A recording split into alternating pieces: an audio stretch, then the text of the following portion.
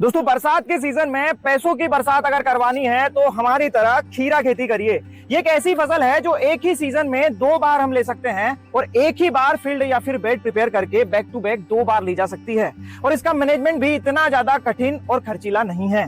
तो आइए जानते हैं कैसे करते हैं खीरा का पूरा मैनेजमेंट और क्या है इसके प्रॉफिट लॉस का गणित। खीरा की खेती बरसात के सीजन में कैसे की जाती है, चलिए शुरू करते हैं। दोस्तों बरसात के सीजन में सक्सेसफुली अगर खीरा की खेती करना है तो 3 चीजें आपको ध्यान में रखना होगी।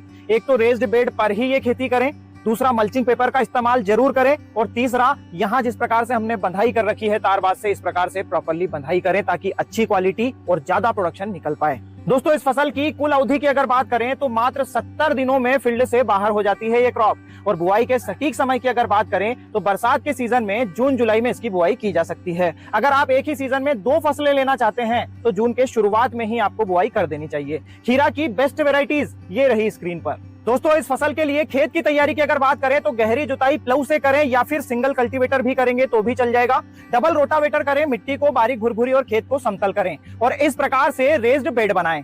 5 फीट बाय 1.25 फीट की दूरी पर हमें बुआई करना चाहिए और इस स्पेसिंग पर अगर आप बीज लगाते हैं तो 200 से 250 ग्राम बीज की रिक्वायरमेंट होगी और पौधे अगर लगाते हैं तो 7 से 7,500 पौधे प्रति एकड़ लगेंगे। दोस्तों इस फसल के लिए 2 से 4 लीटर पर आवर के डिस्चार्ज वाली ड्रिप सिलेक्ट करें और मल्चिंग पेपर बारिश के सीजन में सिल्वर ब्लैक कलर का और 18 से 21 माइक्रोन की थिकनेस तक का चल जाएगा क्योंकि बहुत ही छोटी अवधि की फसल है ये। दोस्तों बुआई के 15 दिन बाद ही हमें प्रॉपरली तारबाज की बंधाई इस प्रकार से कर देनी चाहिए। 8 फीट लंबे 800 से 1000 बांस 1 एकड़ में बंधाई के लिए चाहिए होते हैं अगर 15 फीट की दूरी पर सिंगल बांस हम इस प्रकार से गाड़ते हैं तो। दोस्तों अगर इस फसल से ताबड़तोड़ उत्पादन लेना है तो बेसल डोज भी मजबूत ही रखना चाहिए। 3 से 4 ट्रॉली प्रति एकड़ के हिसाब से गोबर खाद डाल सकते हैं डबल रोटावेटर करने के पहले, अगर नहीं तो ये रासायनिक खाद बेड्स पर डलवाएं।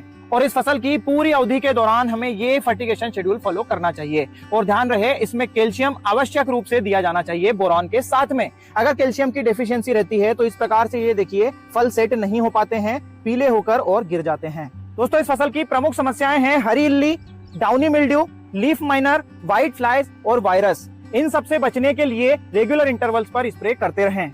और दोस्तों इस फसल की तुड़ाई भी रेगुलर इंटरवल्स पर की जानी चाहिए क्योंकि 100 से 150 ग्राम तक के फल को ज्यादा अच्छे रेट्स मिलते हैं और जितना ज्यादा आप तुड़ाई करवाते हैं उतना ही ज्यादा इस फसल से आउटपुट भी निकलता है। अब क्या मिल जाता है इस क्रॉप से? 1 एकड़ से 200 क्विंटल का औसत प्रोडक्शन ये क्रॉप दे देती है। 8 रुपए केजी के औसत मार्केट रेट से भी 1,60,000 रुपए की होती है और कुल लागत इस फसल की अगर तारबाज की बंधाई करके इस फसल की खेती करते हैं तो भी 60 से 70,000 रुपए एकड़ की आती है। मतलब 1 लाख रुपए तक का नेट प्रॉफिट मात्र 70 दिनों में ये क्रॉप दे देती है। दोस्तों ये एपिसोड अगर आपको पसंद आया हो तो अपना वैल्यूएबल फीडबैक जरूर दीजिएगा, वीडियो को लाइक और ज्यादा से ज्यादा शेयर करिएगा। धन्यवाद।